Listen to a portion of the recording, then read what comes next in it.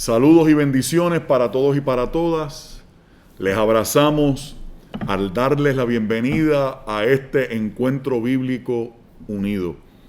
En esta ocasión, con la maravillosa bendición de estar acompañado de estos dos pastores que tanto amo, Pastor José Martín Matos, nuestro pastor en Sonadora, que es desde donde estamos haciendo esto en esta ocasión, y acá mi hermano y amigo el pastor Carlos Negrón. Saludos. Pastor de nuestra iglesia en Puerto Nuevo, Gamaliel Ortiz Guardiola, pastor de la Central. Nuestras tres congregaciones se han mantenido unidas en este esfuerzo por mantener vivo el espacio de reflexión, de provocación de ideas, de diálogo, de búsqueda y de profundización en el texto bíblico. ¿Qué pasó? Que aquel hombre que había estado principalmente caminando, transitando y ejerciendo su ministerio por las aldeas de Galilea, en toda la periferia de la geografía de su tierra, de las aldeas de Galilea, expresa su deseo de ir al centro, a la capital de Jerusalén. Hasta el momento en que ocurre la entrada triunfal de Jesús a Jerusalén, esa geografía de las aldeas de Galilea había sido su lugar principal.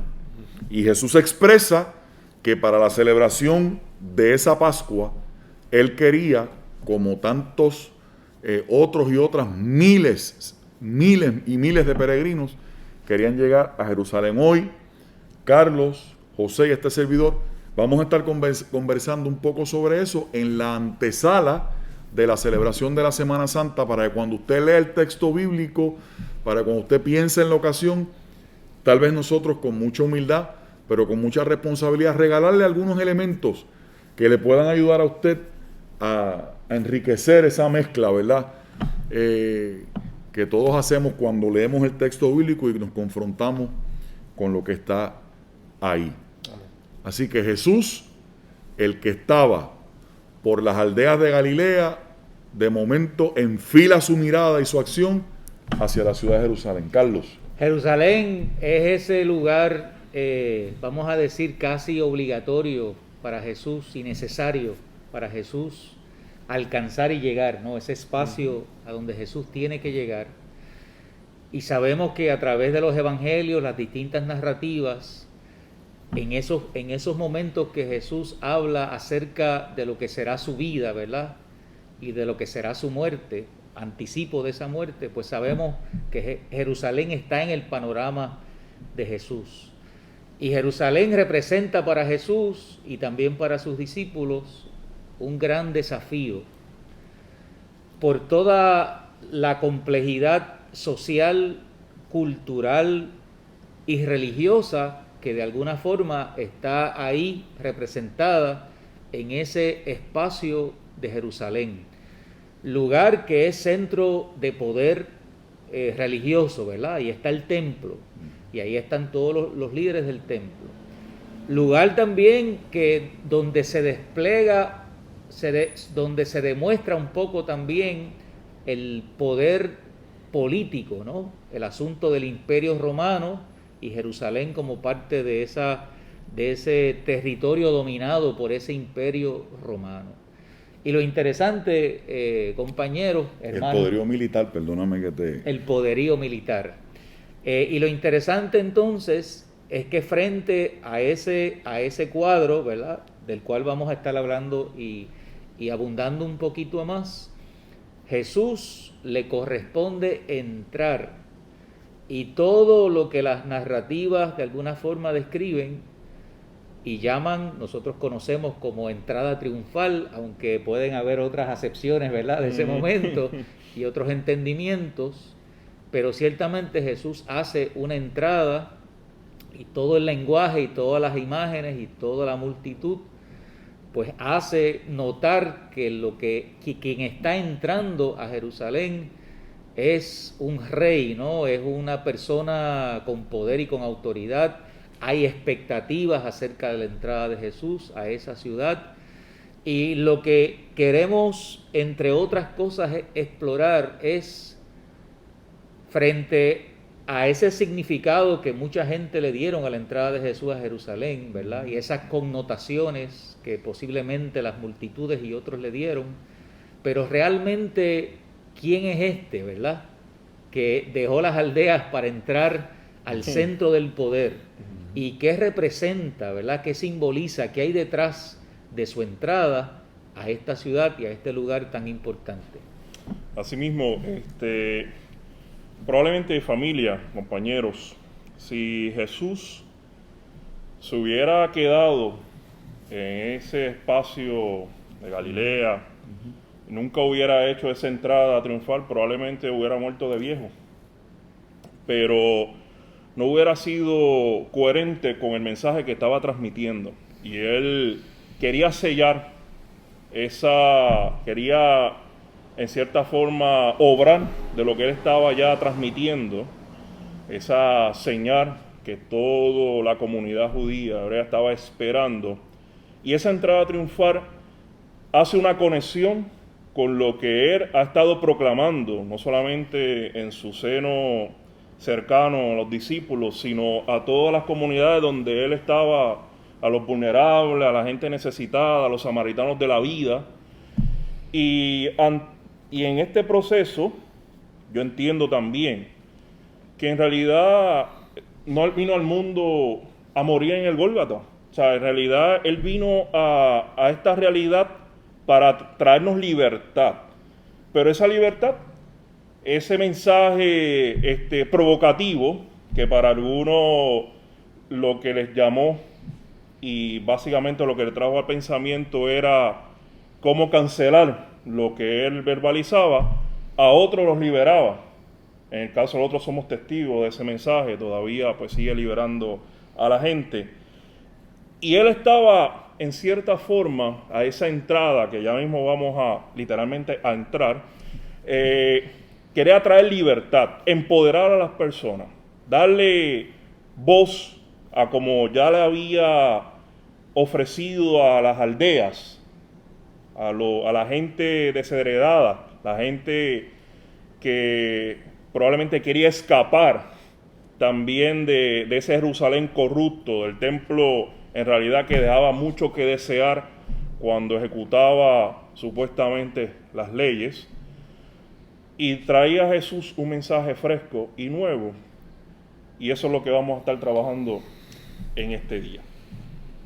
Yo quisiera que ustedes me permitan añadir un pequeño ángulo a esas participaciones iniciales suyas tan atinadas. Y es que el mensaje de Jesús era para todo Israel. Así que de alguna manera, este maestro sabe que su agenda, para seguir entonces engancharlo con algo que tú decías, que su agenda quedaba trunca y que en algún momento su mensaje también tenía que llegar a Jerusalén. ¿Qué es lo que pasa en la primavera de este año, verdad? Que es la época del año De la Pascua. Bueno, pues hay que arrancar 3 o 4 días de camino desde Galilea a Jerusalén. Y creo yo que en esa dirección el motivo que lo impulsa es que si él sabe, porque él mismo quiere llegar como peregrino a Jerusalén, que la gente se está preparando en bonches enormes para llegar a Jerusalén a celebrar lo que es el pivote de la historia del pueblo de Israel, que es la fiesta de la Pascua, la liberación, el acto liberador de Dios para con el pueblo de la mano de Faraón. ¿Qué ocasión, para no darle mucha vuelta a la cosa, qué ocasión más propicia que esta? ¿Qué fecha más ideal que esta? ¿La más conveniente? Que agarra a todo el mundo. Exactamente.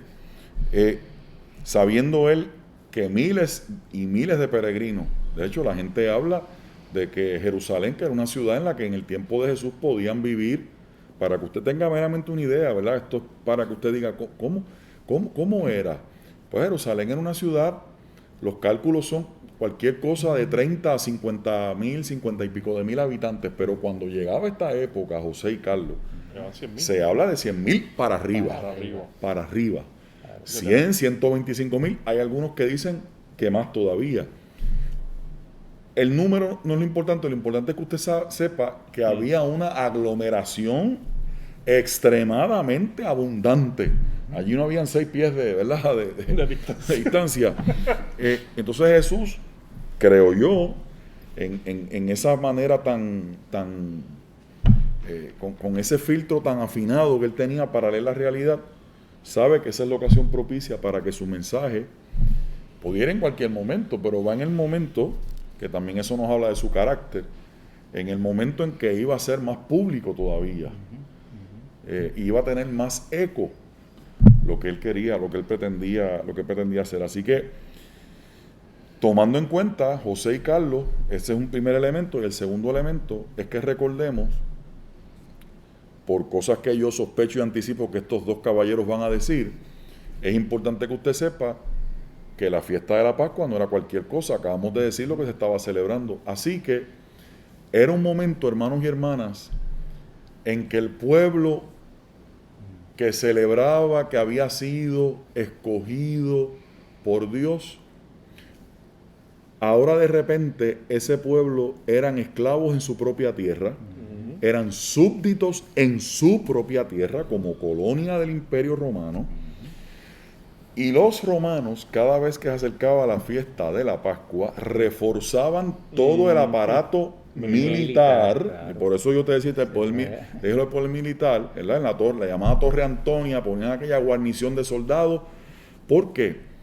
Porque eran tiempos en los que la oración del pueblo en la fiesta de la Pascua era la repetición y la reiteración del pedido de ser liberados.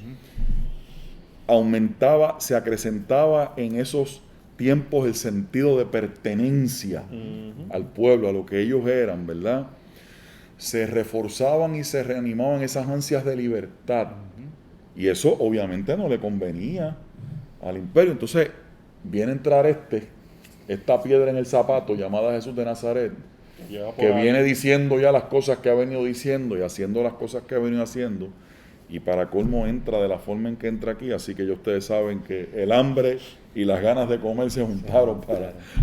Gama, yo creo que eso que tú dices, ¿verdad? Jerusalén es un lugar de contrastes, ¿verdad? Porque por un lado está toda la memoria histórica que representa, ¿verdad? Motivos de celebración, motivos de fiesta, motivos de conmemorar eventos importantes que tienen que ver con la identidad del pueblo, con la liberación del pueblo, pero por otro lado está la presencia de todo el aparato y todo el poder del Imperio Romano, así que hay un contraste de gozos y de penas, ¿no? De alegrías y de angustia, y por esa razón, como pasa en muchas celebraciones de este tipo de conmemoración, se levantaban esos ánimos, ¿verdad? Y esos anhelos de libertad, ¿no? Y en la historia están registrados siempre vinculados a esas fechas, ¿verdad? Hay gente revueltas de grupos, ¿no? Que quieren quizás llevar ese mensaje y ese anhelo de libertad y de una vida distinta. Por lo tanto, yo quisiera entonces decir que hay que mirar algo que algunos comentaristas o algunos análisis que se hacen de estos días de Jesús en Jerusalén han comentado, frente a la entrada de Jesús a Jerusalén, con todo lo que eso implica, ¿verdad?, en esa fecha en particular, y todo el significado que tiene las afirmaciones y aclamaciones del pueblo que hablan y dicen Hosana, ¿no? Bendito el que viene en el nombre del Señor, y el significado de Hosana es Señor, sálvanos, ¿no? Es un grito, ¿no? De un pedido, un clamor a Dios de salvación y liberación.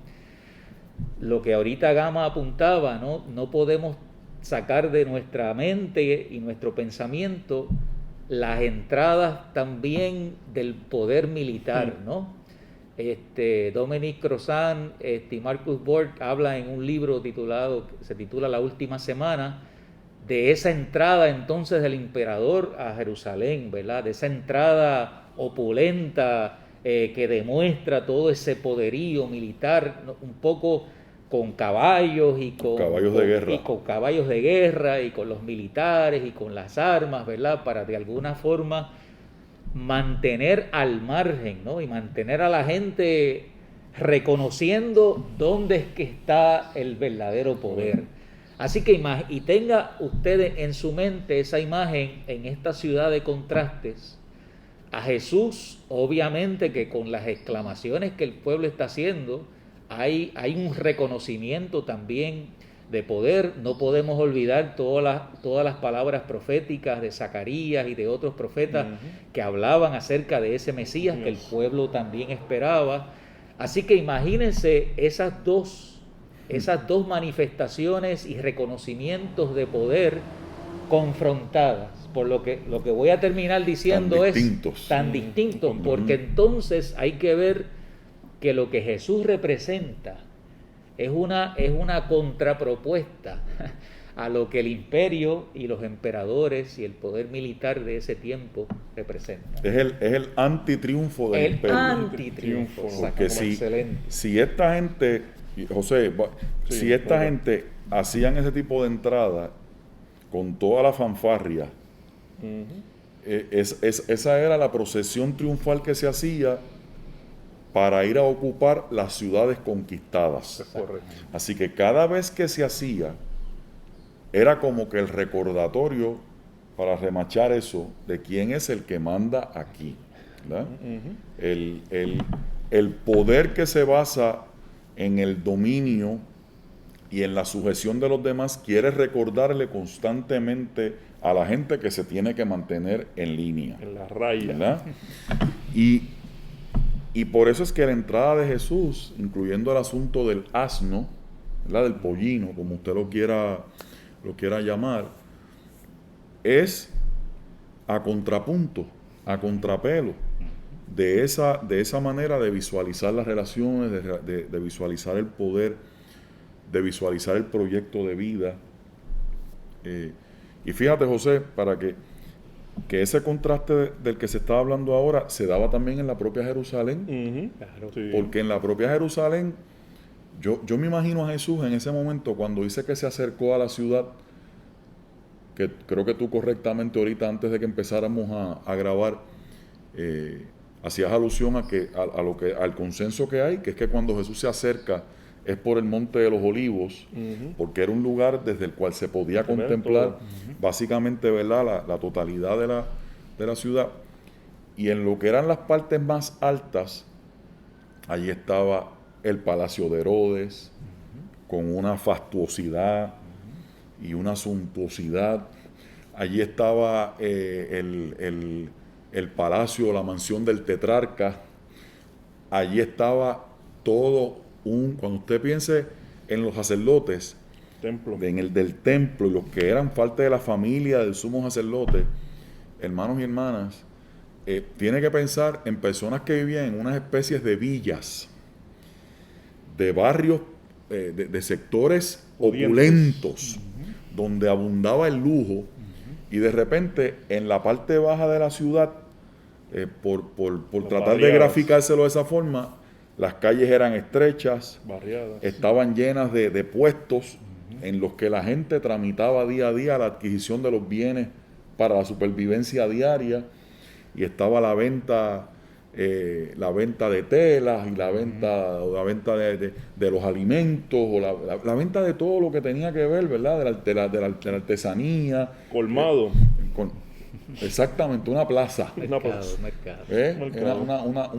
Imagínese el paseo de estos, ¿no? Pero estrecho, ¿no? Y la gente agolpándose, tramitando la vida diaria.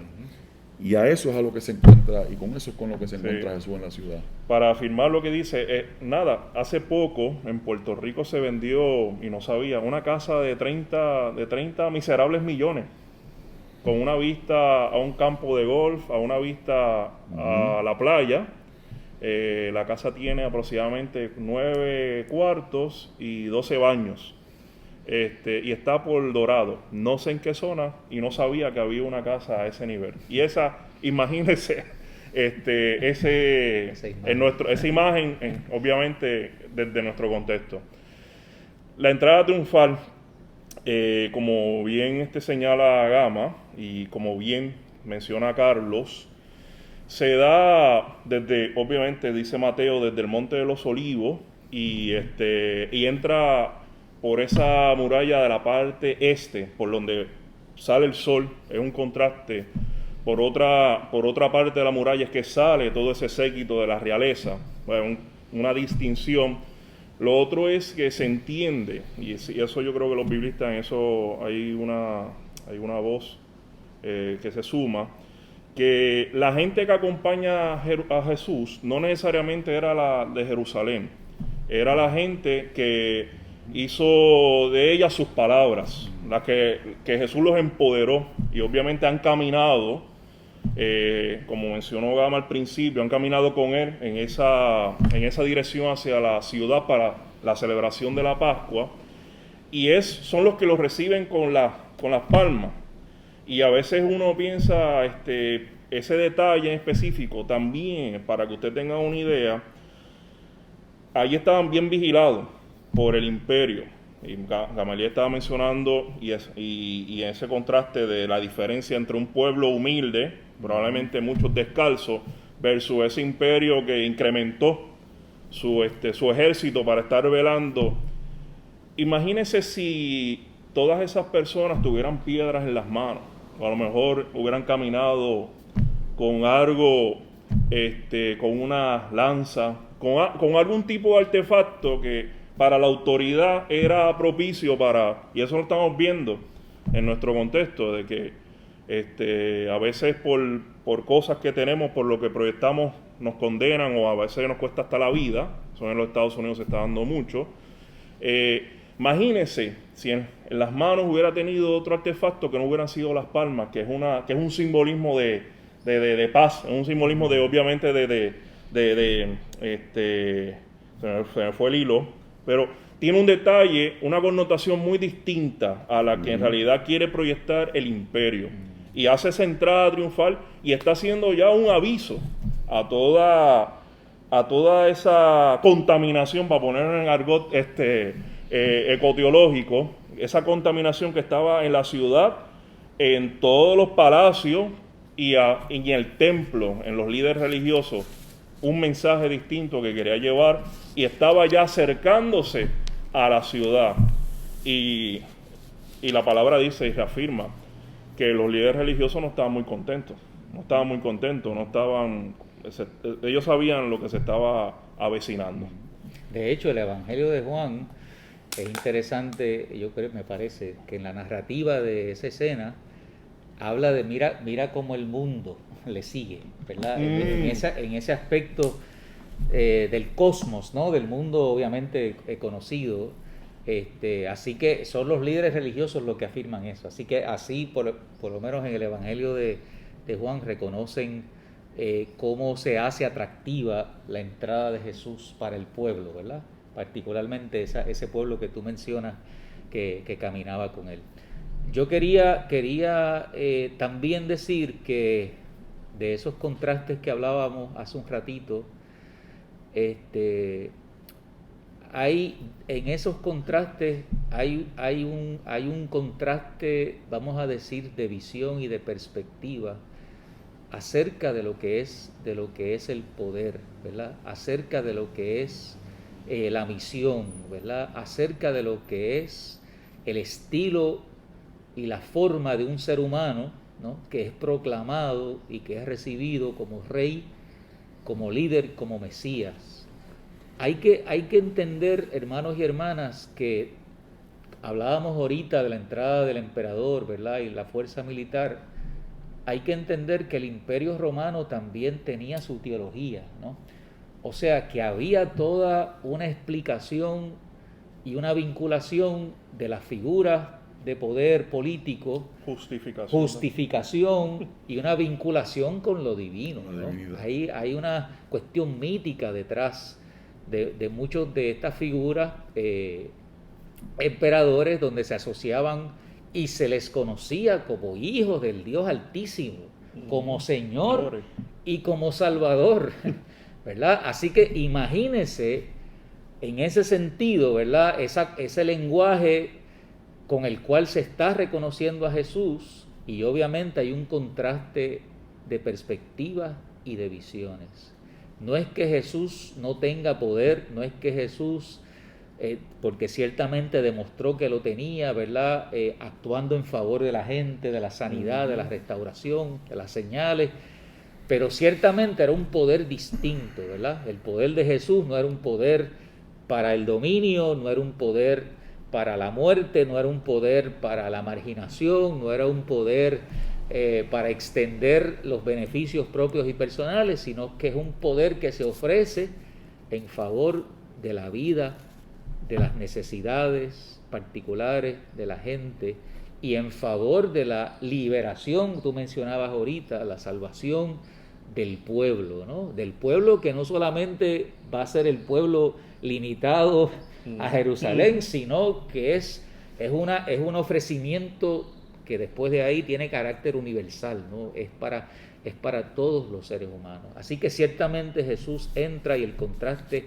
es significativo por lo que Él representa y por lo que sigue representando para nosotros y nosotras en el día de hoy, Salvador, sanador, liberador, ¿no? Y con un proyecto de vida y de esperanza para todos los seres humanos. Si nosotros y nosotras aceptamos la premisa de con quién entró Jesús a Jerusalén, que yo creo que me encantaría, ¿verdad?, que de vez en cuando los y las creyentes se hagan preguntas que a veces, por la razón que sea, no nos hacemos, ¿verdad? ¿Con quiénes entró Jesús a Jerusalén? A Jesús, yo creo que yo humildemente creo que es una muy buena pregunta. ¿Y por qué entra con esa gente? Bueno, para empezar era la gente que lo conocía. Para decir lo más básico.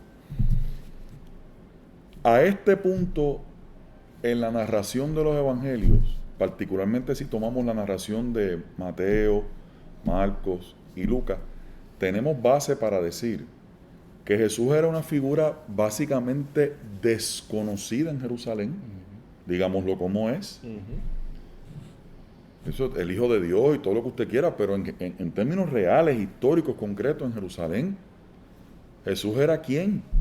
Jesús era un perfecto desconocido para la inmensa mayoría de la gente. De Nazaret, ¿verdad? Imagínate Pueblo tú, Galilea, marginal, ¿verdad? Y gracias, y por eso era que decíamos, bueno de ahí. claro, y por eso es que decíamos ahorita que cuando usted lee con cierto detenimiento el Evangelio, hasta este punto donde Jesús ha estado es en las periferias, en las aldeas de Galilea. ¿Quién es la gente que entra con él entonces? Pues la gente la gente con la que él había tenido contacto, la gente que lo seguía, la gente que se había sentido cautivada por su palabra, que se había visto liberada por su acción, que se había visto rescatada de su indignidad por las acciones de Jesús. ¿Y por qué eso es importante? Es importantísimo porque precisamente Jesús entra al gran centro de poder con la gente más desheredada, con la gente más desposeída, con la gente que tenían que luchar a diario para poder responderle a los terratenientes, a los poseedores de las tierras, la gente que literalmente, por eso hablo de desheredados y desposeídos, porque no tenían nada, la gente a las cuales todo el sistema en el que vivían les había hecho tal violencia que algunos de ellos vivían sobreviviendo y otros de ellos no tenían absolutamente nada. Así que entre esta tribu de desposeídos y de desheredados este grupo de gente que no significaba nada para la oficialidad, ni del imperio, ni de la religión judía, para nadie que estuviese allí en Jerusalén, para esta gente que estaba allí en Jerusalén. Ahí nosotros tenemos que entender, hermanos y hermanas, que ahí está de plano el primer contraste, ¿verdad? En cuanto al ejercicio de la entrada y el asunto del asno que se mencionaba ahorita, es un gesto simbólico, es, ¿verdad? Real lo hizo, pero es un gesto simbólico para anunciar un reino de paz y de justicia. Por eso es que es importante la gente con la que anda. Claro. Porque usted no demuestra lo justo que usted es con los que tienen todas las oportunidades y todos los accesos al poder. Los países, los pueblos y las sociedades demuestran la calidad de su justicia precisamente con la gente que no tiene acceso, que no tiene acceso a la justicia. Pues este maestro viene sentado sobre un asno para hablar de un reino de paz y de justicia frente a un imperio de Roma construido sobre la violencia y la injusticia. Y la sangre de su Así pueblo, que, de ese pueblo. exacto, así que ahí está. Este viene a hablar de un reino de paz y de justicia. ¿Y quiénes son los que están aclamándolo?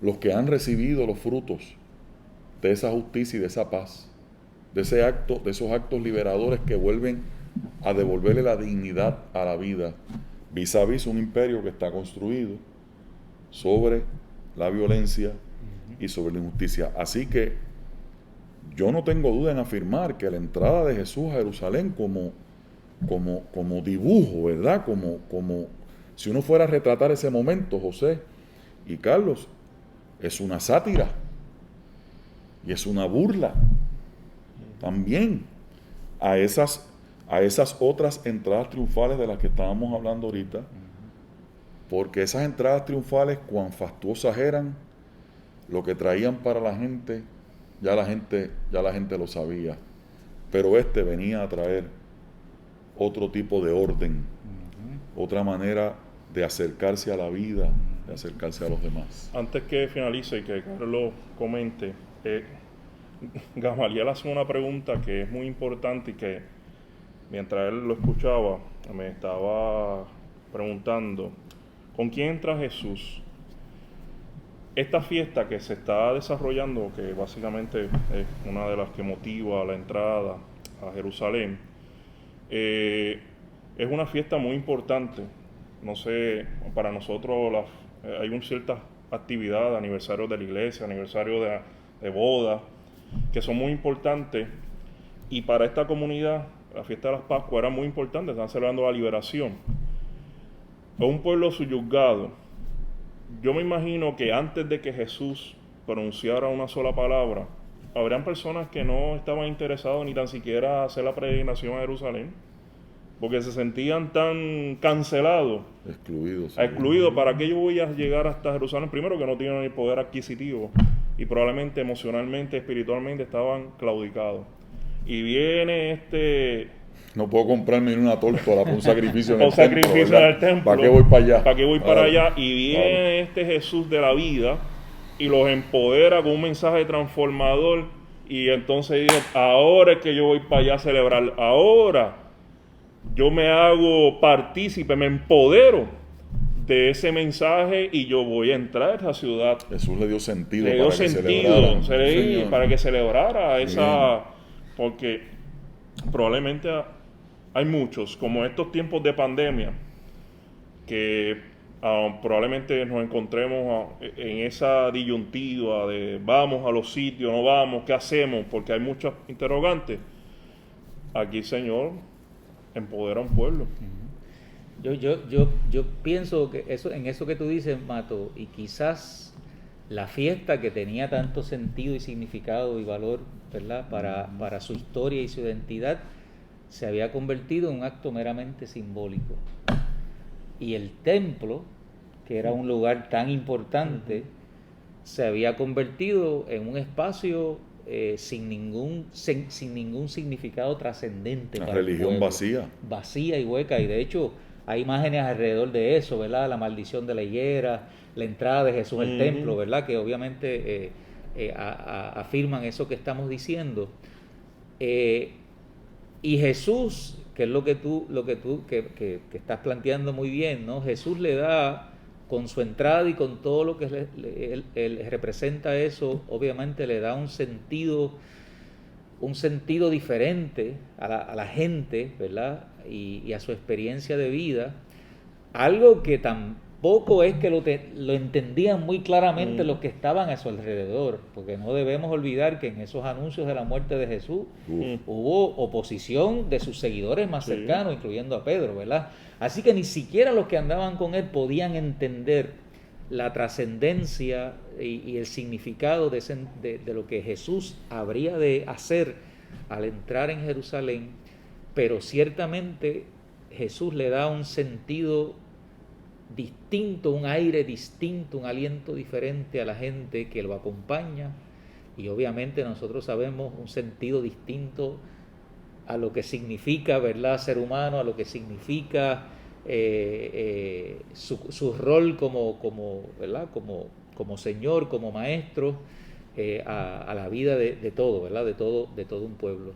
Sigo pensando, y con esto termino, que no podemos entender claramente la cruz si nosotros no conversamos, como hemos conversado hoy, sobre lo que implica, ¿no?, alrededor. Todas las fichas que están todas en el las tablero, fichas que están ahí nos ayudan ciertamente a entender y a clarificar un poco más. Y que la entrada de Jesús obviamente sigue para mí representando todas las experiencias y las realidades en nuestra vida que nos toca, ¿verdad?, que tenemos que afrontar, que tenemos que arrostrar, como diría Eliseo Pérez. No arrastrar, arrostrar, ¿verdad?, con el rostro de frente en nuestra vida. Y obviamente y tomo la palabra de Matos, ¿verdad?, de José, es una imagen que ciertamente nos empodera, porque nos hace recordar, ¿verdad?, que en Jesús nuestra vida tiene sentido, que en el testimonio de Jesús encontramos fuerza y valor también para nosotros poder vivir frente a las Jerusalénes de hoy día y a la realidad y a los contrastes de hoy en día, pero obviamente desde el lado y desde la entrada de Jesús, que es la entrada de la esperanza, de la vida, de la libertad y de la oportunidad para los seres humanos. Y para terminar, Carlos, esa incomprensión a la que aludes hace un momento de parte de los propios discípulos, siempre yo la he visto como el extremadamente necesario recordatorio para nosotros, que decimos y que disfrutamos ser parte de la iglesia, de en cuántas ocasiones eso mismo que le pasó a Pedro y a los discípulos, y no solamente a Pedro, sino a los que estaban discutiendo calladitos la boca, quién es el mayor, y quién es el mayor, y quién va a la derecha, y quién va a la izquierda, para recordarnos cuán susceptibles somos, quienes pensamos que estamos adentro, a estar lejos de entender en muchas ocasiones las implicaciones de esta fe. Amén. Y eso no es para que nos asustemos y para que nos autoflagelemos, es para que vivamos con la necesaria humildad de saber que nos tenemos que estar revisando a diario. Estos gestos de Jesús fue para decirle a los discípulos, se trata de esto, no de esto. Se marcó un contraste. Y en la vida, hermanos y hermanas, no para creernos mejor que nadie, sino para seguir superándonos nosotros mismos. Nosotros tenemos que saber marcar los contrastes en nuestra propia vida. Y este asunto de cómo la gente que estaba cerca de Jesús también nos confronta con el hecho y la importancia de ver todas estas cosas que estamos hablando hoy, como siempre la narrativa de los religiosos ha sido, la historia nos lo ha dicho, la narrativa de los religiosos, ese mito que se aludía ahorita con la teología del imperio, como la narrativa de los religiosos, el mito de la cuestión de, de cómo se trabaja la divinidad y cómo esa divinidad se identifica con unas figuras humanas. Cómo el mito religioso siempre ha estado por quienes lo han utilizado para eso, al servicio de ese tipo de poder. Claro, claro. Y Jesús de Nazaret viene a darle un vuelco total a eso. Y termino, y por eso es que quiero terminar diciendo, para dejarlos ahí con eso, que si Jesús hubiera entrado a Jerusalén con todas estas cosas que José y Carlos y Gamaliel están diciendo, no hubiese pasado nada. Lo que hace después, cuando se iría a pasar la noche a Betania, que uno repasa los textos, y vuelve al otro día y él mismo dice, para que este mensaje llegue, para que se entienda de lo que se trata esto, hay que hacer otra cosa, hay que tomar otras decisiones, otras acciones. Y por eso la entrada al templo. No perdamos de perspectiva que eso es lo que sella la sentencia de muerte. Si hubiera sido bendito el que viene en el nombre del Señor y Jesús hubiera desaparecido, como tú decías ahorita, que se hubiera quedado en Galilea, perdóname hermano, es para que tomemos con seriedad, así como hay gente, Carlos, que a veces quieren saltar a la resurrección sin pasar por la cruz, y tantas teologías en iglesias por ahí que no miran a la cruz ni de lejos. Sí. Ni la han querido entender tampoco. Fíjense cómo aquí, si Jesús no hace ese acto de entrar al templo en el que siempre se ha hablado de purificar, y yo creo que más que una purificación, Jesús lo que vino a hacer fue a destruir, para que llegara un tiempo nuevo, había que destruir todo aquel sistema que operaba en contra de la vida. Bueno, le llamó cueva de ladrones. Claro. Yo creo que eso sea unas palabras muy... En el Evangelio de Juan habla de destruir el templo y levantarlo en 3 días, ¿verdad? Un poco también. Que ¿verdad? glorificaba y que había canonizado un sistema de corrupción perpetua. Había secuestrado a Dios de corruptela, de confabulación entre los dueños de los kioscos para que la operación siguiera funcionando. Así que Jesús no es meramente que purifica el templo, es que con ese acto Jesús está declarando que todo aquello, por eso es que dice, tanto que ustedes se ufanan con esto, y esto no va a quedar, en un momento dice, no va a quedar piedra sobre piedra. Y en el Evangelio de Juan, hablando de sí mismo, destruyan este templo, como diciendo, este no es el templo. Ahora la revelación de Dios está acá, en esta otra sintonía. Y aquella belleza que dice, destruyan lo que en 3 días se reedifica. En 3 días eso va a resucitar. ¿Verdad que sí? Anunciando eso. Qué maravilloso. ¿Verdad? Y eso para dejarlo maravilloso. Ahí, hermanos y hermanas, queremos, ¿verdad?, mantener un tiempo razonable en estos diálogos. Sabemos que la riqueza es eso es al infinito, ¿verdad? Así que gracias por acompañarnos. Gracias. Ha sido un placer estar juntos otra vez. Y recuerda, hermanos y hermanas, de cara a la Jerusalén que nos toque vivir, las que nos toca vivir todos los días, las que nuestro pueblo tiene que enfrentar en su diario vivir, recordemos a que entró de esta forma para anunciar un orden construido sobre la paz, sobre la justicia, la dignidad, la igualdad, el valor de la vida por encima del dogma, y que toda vida tiene un valor único para el Señor, y que ese colectivo es un tesoro a los ojos de Dios. Dios nos bendiga y Dios nos guarde, hermano. Bendiciones, hermanos. Dios les bendiga. Un abrazo.